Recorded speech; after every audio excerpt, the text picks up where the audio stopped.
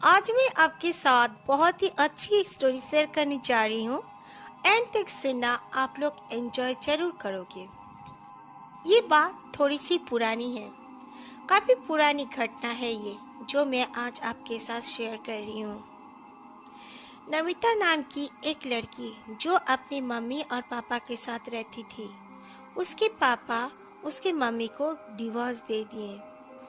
काफी पुरानी जमाना होने की वजह से उसकी मम्मी को और नमिता को कोई अच्छे आंखों से नहीं देखते थे। हर कोई उन्हें बुरा ही समझते थे। नमिता काफी अकेली और बूझी बूझी सी रहने लगी। उसकी मम्मी भी जॉब किया करती थी, इसीलिए नमिता को कई बार अकेले ही रहना पड़ता था। एक रोज की बात है, उसकी मम्मी ने उस कॉलोनी में घर ही छोड़ दिया जहाँ पर उनको बुरी नजर से देखा जाता था, नीच नजरों से देखा जाता था। वो लोग दूसरे एक कॉलोनी में घर ले लिए और फिर वहीं पे रहने लगे। करीब करीब 1.5 महीना हो गए वो लोग उस घर में रह रहे थे। वो घर के आसपास ज्यादा घर भी नहीं होते थे, थोड़े आबादी से दूर ही होता था वो घर। एक दिन नमिता शाम के समय में अपनी छत पे खड़ी होकर इधर उधर देख रही थी। देखते देखते उसने देखा कि दूर एक कब्रिस्तान भी है, जहाँ पे कई लोग खड़े हुए हैं। ये देखकर नमिता थोड़ी सी डर गई, क्योंकि वो काफी डरती थी वो सब चीजों से। फिर नमिता अपने घर पर आ गई, लेकिन मम्मी तब तक नहीं आई थी। मम्मी रोज शाम के 6 बजे आ जाया करती थी, बट उस दिन काफी लेट किया कर रही थी। ये सोचकर नमिता ने अपना डिनर भी बना लिया कि मम्मी आएगी तो हम दोनों खा लेंगे। नमिता 17-18 साल की हो भी चुकी थी।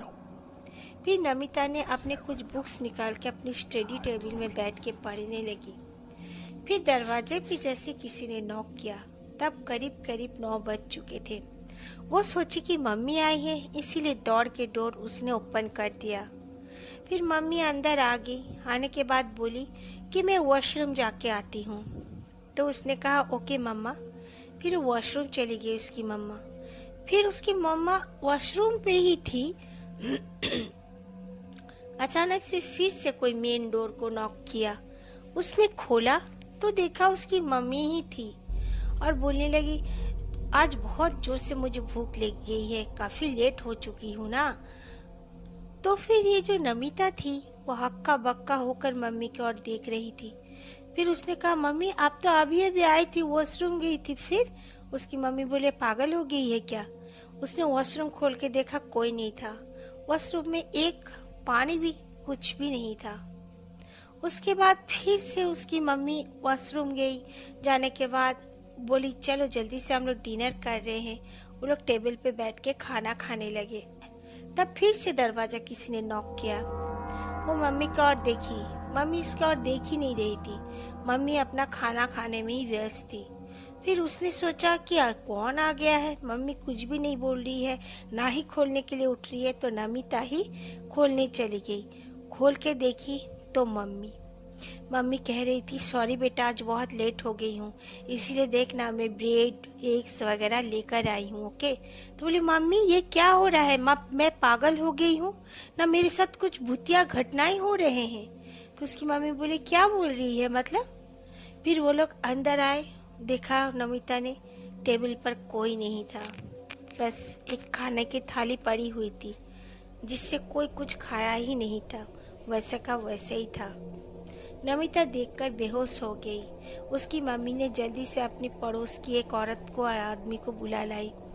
फिर वो करीब करीब 2 से 3 घंटे बाद होश में आई। डॉक्टर को भी बुला लिए थे। होश में आने के बाद उसकी मम्मी ने जब उसे पूछा तो उसने कहा मम्मी को कि ऐसे ऐसे मेरे साथ हुआ है। कई बार नमिता को ऐसा लगता था, वो जब अपना नीचे स्टडी टेबल में पढ़ा करती थी, टेरिस से जैसे उसकी मम्मी उसे बुला रही है बहुत जोर जोर से, नमिता नमिता। वो जाने के लिए मतलब तैयार होती थी कि जाके देखूं। उसके बाद वो सोचती थी, मम्मी तो ऑफिस में है, फिर ऊपर से मुझे इस तरह कौन बुला रहा है। ये सब बातें जब वो पड़ोस के अंकल आंटी को बताई तो वो अंकल आंटी ने कहा यहाँ पर पहले एक फैमिली रहते थे, बहुत ही अच्छे फैमिली थे। वो औरत का अचानक से सिलेंडर फटने की वजह से उसकी मौत हो गई थी और फिर ये घर उसके बाद आबाद भी नहीं हुआ था। पेंट वेंट्स करा के वो रेंट आउट के लिए रखे हुए थे, आप लोग ही आए हो। ये सुनने के बाद नमिता की मम्मी ने डिसीजन लिया कि ये घर में वो नहीं रहेंगे। वो लोग ये घर छोड़ के दूसरे घर में शिफ्ट हो गए। फ्रेंड्स, आज मैं आपके साथ बहुत ही अच्छी स्टोरी शेयर करने जा रही हूँ जो मेरे साथ शेयर किए हैं अंकिता फ्रॉम रायपुर। अंकिता बताती हैं उनके जो बड़े भाई थे, उनके बड़े भाई पहले रायपुर में उनका बहुत दिल था कि वो हॉर्स राइडर बने। वो बहुत पसंद करते थे हॉर्स चलाना वगैरह। उनका एक फार्म हाउस भी था, वहाँ पे काफ़ी हॉर्स भी थे, तो वो अपना हॉर्स राइडिंग करना सीखना भी चाहते थे। तो उन्होंने क्या किया, सिटी में एक हॉर्स राइडर क्लब में ज्वाइन कर लिया। उनका गांव से करीब करीब वो जो हॉर्स राइडिंग क्लब था 1 घंटे का रास्ता पड़ता था। तो वो रोज मॉर्निंग में अपने फार्म हाउस से वो क्लब में आ जाया करते थे।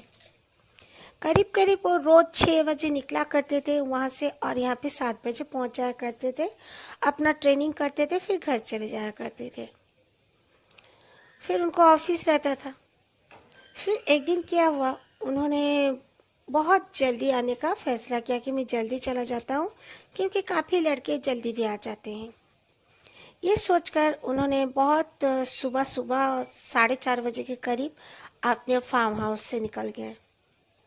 फार्म हाउस से निकलने के बाद वो देख रहे हैं कि कुछ दूर पर ही देख रहे हैं कि उनका जो हॉर्स था, बिल्कुल जो हॉर्स वो लेकर आ रहे थे क्लब में, देख रहे थे कि पूरा ब्लैक कलर का उसी तरह का एक हॉर्स खड़ा हुआ है उनके कुछ दूर पर। बट वो हॉर्स काफ़ी बड़ा है, वो एक नॉर्मल साइज का हॉर्स नहीं है। वो करीब करीब लग रहा था इतना बड़ा साइज का हॉर्स है, लेकिन पूरा हॉर्स जैसा ही है।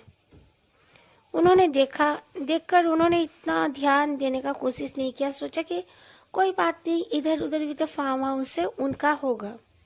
वो अपना आगे चले आ रहे थे, उनके पास काफी कीमती हॉर्सेस थे पहले से।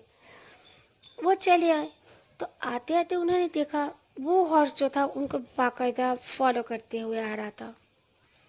उन्हें ठीक नहीं लगा, उन्होंने सोचा ये मुझे फॉलो क्यों कर रहा है। फिर वो अपना आगे आते रहे, अब इतना जोर से भी नहीं आ रहे थे, वो धीरे धीरे, ठंड का मौसम था तो धीरे धीरे अपने हॉर्स को राइडिंग करते हुए आ रहे थे। फिर देखे कि वो हॉर्स काफी दूर में था, वो बड़ा वाला हॉर्स वो जैसे करीब आ रहा है, बिल्कुल एकदम करीब। और धीरे धीरे वो हॉर्स एक इंसान का रूप ले रहा है। उन्होंने पूरी तरह देखा कि वो एक बिल्कुल इंसान बन गया, बहुत ही लंबा कद का, काला मोटा एक इंसान। उन्होंने जब ये देखकर उन्हें काफी डर लगा। उन्होंने भगवान का नाम लिया और खूब जोर से अपने रास्ते चल दिए। फिर उन्होंने देखा कि साइड से वो इंसान बहुत जोर से उनके साथ साथ दौड़ रहा था, पर उन्होंने इतना ख्याल नहीं किया। उन्होंने उसे बिल्कुल ध्यान ना देने का फैसला किया और वो अपने रास्ते चले गए। चलते चलते फिर 2-4 घर आ गए, जब सामने गांव टाइप का ही था वो इलाका। फिर देखे कि वो आदमी गायब हो चुका था। उसके बाद से उनका जो भाई था वो कभी उतना जल्दी अपना क्लब नहीं जाया करते थे। उसके बाद से उन्होंने डिसाइड कर लिया था कि 6 नहीं बजने तक मैं कभी वहां पर नहीं जाऊंगा। और आसपास के कई ऐसे गांव वालों ने भी कहा कि हाँ, यहाँ पर काफ़ी जल्दी अगर कोई अपने रास्ते जाता हो या अपने काम पे कोई कुछ करने को जाता हो तो इस तरह का एक दिखता है, किसी को इंसान जैसे दिखता है, बट वो इंसान नहीं है। इतना लंबा चौड़ा और काला रंग का कोई दिखता है, बट वो कपड़ा में नहीं रहता है और वो कभी भी कुछ भी बन जाता है। एक बार एक चौराहा लड़का भी जा रहा था अपना 2 भैंसों के साथ, वो भैंस की गाड़ी जैसी भी लगी हुई थी। वो अपना कहीं से आ रहा था, तो उसी तरह उसे एकदम एलिफेंट का साइज का एक भैंस देखने को मिला था। वो तो समझ भी गया था कि ये कोई दूसरा ही चीज है, ये कोई ना भैंस है ना ही कुछ है। उसने जोर जोर से हनुमान चालीसा पढ़ना जब चालू कर दिया था, तो वो जो था भैंस का रूप में, वह अचानक से हवा में जैसे गुम हो गया।